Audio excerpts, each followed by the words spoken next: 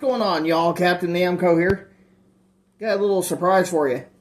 An old pen from 2002 versus a USBC approved synthetic pen.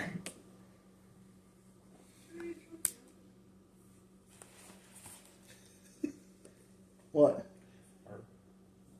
So, one is a synthetic. As you can see, it's got the flat bottom versus the wooden inner core. And that one there has a nylon ring. You'll hear the difference. I'll knock them both down at the same time, then individually.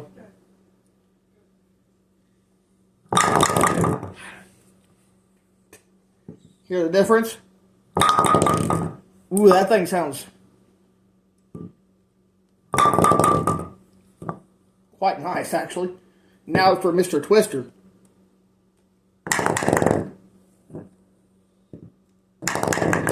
Pretty healthy sound of pens to me.